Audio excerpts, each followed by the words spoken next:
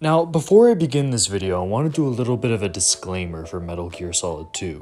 For both the tanker and the big shell, I think a lot of the points that I bring up in this video apply to both of those kind of base setups. However, I have an entire series where I talk about Metal Gear Solid 2 and break down everything great about it, and the level design is a huge part of that. So I'm not even going to bother to link it in the description below, because if you want to see that, I have a playlist set up and I have like 4 parts breaking down the entirety of Metal Gear Solid 2 with everything that I like. So if you don't hear me bringing up the big shell or the tanker, that's why.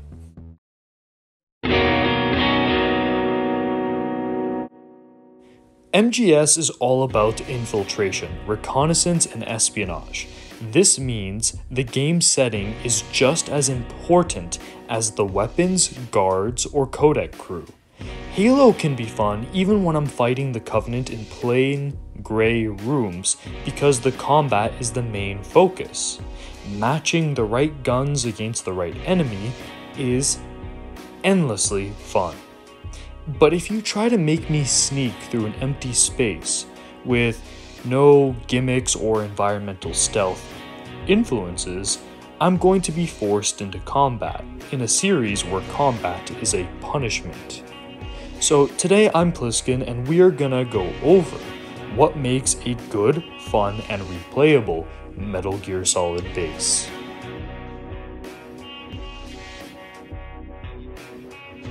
A big part of stealth is reconnaissance, seeing the layout of buildings, patrol routes of the guards, and noticing unique obstacles is essential during the planning process of an infiltration.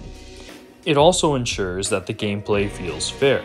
If I take my time to scout out a route and prepare for the obstacles I fished out, and then follow that up with a perfect stealth infiltration, I feel pretty damn gratified.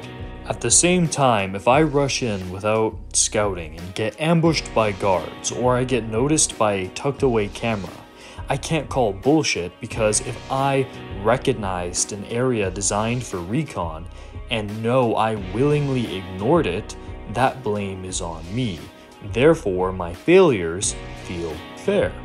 Camp Omega and Groznygrad serve as great examples for this. The starting cliff that overlooks the eastern side of the base, allowing me to see watchtowers, nearby guards, and locations of interest. The watchtowers, rooftops, and railings allow safe havens to scout a given part of the base I'm in. No matter if I'm starting my infiltration or seeing the base from afar, or if I'm in the middle of it, I can always stop and head to a vertical power position to conduct more recon. I fucking love Tame Impala. Hey, Super Cop, how many people you think are in Tame Impala? I don't know, maybe 4? It's just one guy, isn't that crazy? Wait, hold on, let me pull them up.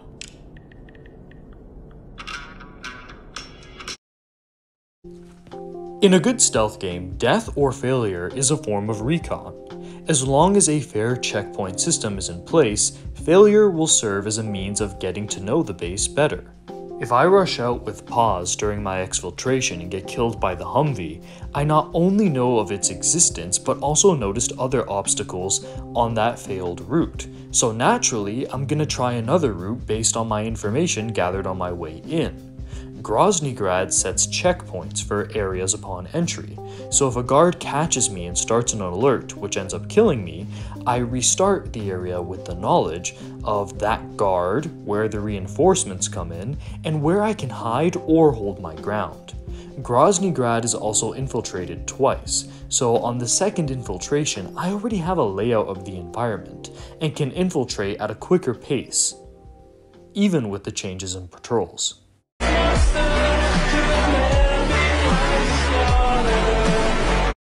BioShock 2 is one of my most favorite games.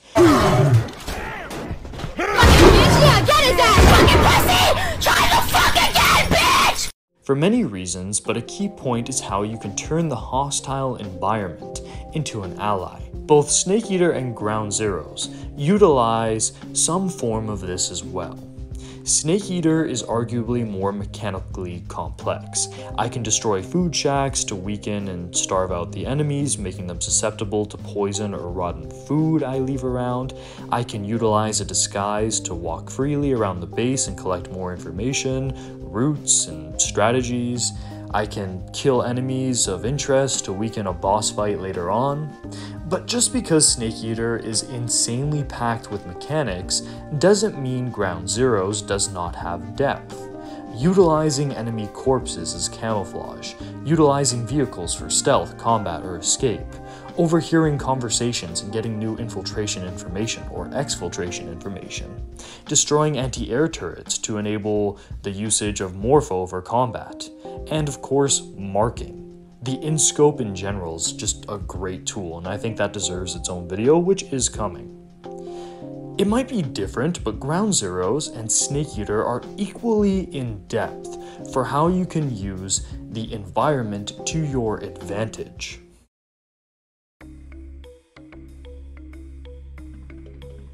Naturally, when we take our time to scout a base, we don't take long to find the optimal route, so there needs to be incentives to go to areas that may at first seem tactically irrelevant. Fast travel trucks, hidden power weapons, prisoners, or sabotage opportunities that might help us later during the mission. Nothing makes a base feel more complete, immersive, and lived in as things going on outside the best possible stealth route.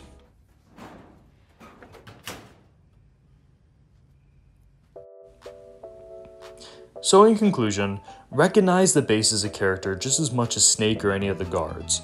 Use visually attractive designs to provide us with vertical power points and draw our attention to them. Ensure that we revisit areas either through objectives or death. Allow us to use obstacles to our advantage and change our hostile environment so that it works for us. And of course, reward us for our curiosity. Do this and your base will be as fun, replayable, and memorable as Groznygrad or Camp Omega. This has been Pliskin, over and out. This is Solid Snake. Hey, subscribe to Pliskin Boy. God damn it. You heard him.